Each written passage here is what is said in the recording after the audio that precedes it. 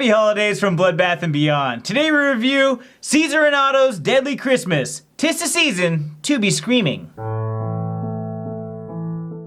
Written and directed by Dave Campfield, starring Dave Campfield, Paul Chomicki, and Deron Miller. This movie is about half-brothers Caesar and Otto who get jobs as traveling Santas for Xmas Enterprises. Little do they know, the schizophrenic janitor is killing all of their friends while they try to do their jobs. So what did we like? This movie was wild. It was very fast-paced, a lot of going on. You just couldn't miss anything. These guys just got together and made a super low-budget comedy movie. There's nothing horror about this movie whatsoever.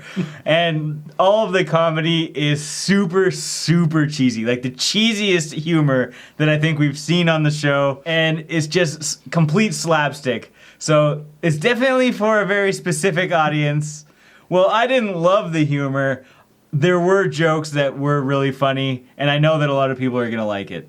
I feel like they pulled a lot of their inspiration from Trauma, just because of the way Lloyd Kaufman is so indie and wacky, and just how low budget this was.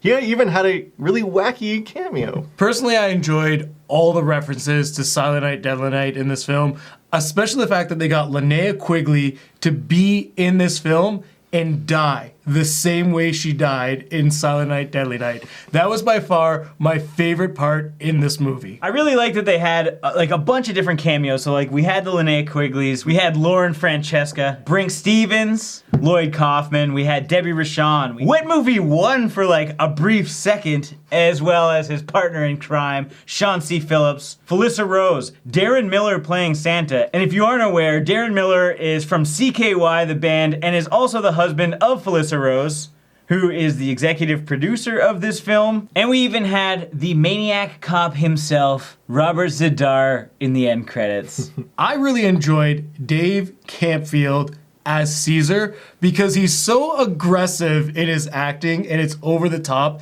that it is very entertaining and it fits the realm and style of this film. And also his counterpart, Paul Chomicki, was great. The two of them reminded me a lot of like Laurel and Hardy and Abbott and Costello. Just how they played off of each other. One being a little more aggressive and physical and the other one being the like quiet and like silly character. And especially Otto's character being the one who had all the women, because like in Abbott and Costello movies, Costello would be the one who always gets all the girls and like Abbott's like the skinny, like, confident guy and he's like, what? Why am I not getting anything? I thought they really paid a good homage to that style of comedy. So what didn't we like? I wasn't a huge fan of the comedy. This is the kind of movie you need to be into the slapstick, wacky, over-the-top humor from the get-go, or you're not really going to enjoy yourself throughout the rest of the movie. And unfortunately, I couldn't really get into the movie. I can understand where they're going. They're just having a blast doing it, but it's not for me. I feel like it's because they jumped straight into the movie with like fast camera work, trying to like set up the scene, set up the storyline, and you didn't really understand where the movie was going. I had a hard time grasping who was who and how they played together. It took me a while to figure out what was going on. For some reason, I don't know what it is, I wasn't a big fan of Caesar. I don't think his comedy worked for me, and it made me pissed off a lot of the time. I felt bad for Otto the whole movie. Caesar just always had the upper hand. He always had to have like the last word and just like strike Otto down the entire time. Maybe that's why I didn't like him. Well, I commend the guys for making like a bunch of skits and playing with a bunch of different ideas. I didn't like their choice of shots. I mean, these are guys that definitely know stuff about filmmaking. This isn't their first rodeo. For some reason, almost all shots were medium close to close-ups. Even the style of editing and a lot of the post-production work that they did, having those sound effects didn't add anything. I felt it actually took away from it. Yeah, there's definitely like boings and pops. It's too much sometimes. There wasn't any breathing room for you to just like chill out for a second without some whistle or bang going off in the background. It's a National Lampoon style movie, so I don't know what I expect. Despite the style that this film is, making fun of the horror genre was not as well executed as I thought it would be. You could tell they tried with a lot of the practical effects, and some of them looked good. They just didn't have enough of it. Yeah, I agree. I think they could have utilized the Killer Santa idea better. There wasn't really a Killer Santa in this movie, despite what it's about.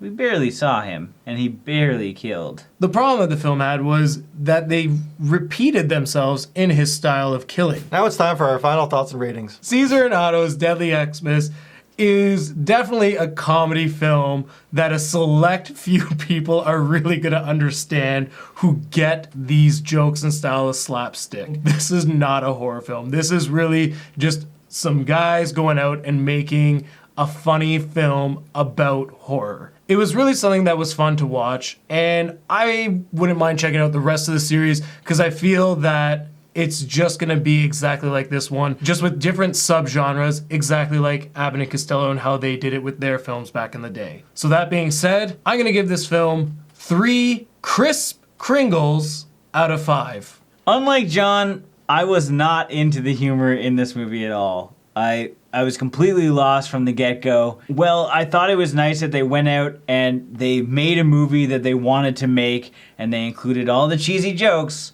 I felt like nobody was there to say, you know what, I don't think everyone's gonna love this movie. That's how it felt to me. It felt like if John were to go out and make a movie, and if I wasn't there to say, come on, if you put that in, nobody's gonna watch it. Well, maybe I'd be wrong because here we are watching this movie. So, who knows? But I definitely wasn't into it. So I'm gonna give this 2 hot blondes out of 5. I'm a huge fan of slapstick humor, not a huge fan of Caesar and Otto's Deadly Xmas. I think they went a little too meta, a little too inside jokey, and it didn't come together. I agree with what Jay said in that someone should have just said, hey guys, like maybe someone's not gonna get this joke because we weren't there to film it or in a part of their lives. I did enjoy seeing the amount of cameos they were able to bring into this film, and some of the scenes were pretty hilarious, but I think just too many of them missed the mark and I just didn't feel good about them. So with all that said, I'm gonna have to give this 2 Dr. Feels out of 5. As always, thank you for watching. Like this video and let us know your thoughts on Caesar and Otto's Deadly Xmas and Caesar and Otto's comedy in general. Don't forget to like the video. If I didn't already say it 1 second ago, I can't remember because I'm kind of drunk. And if you haven't already, please subscribe to the channel, stay updated with our reactions, reviews, and games of What Would You Do?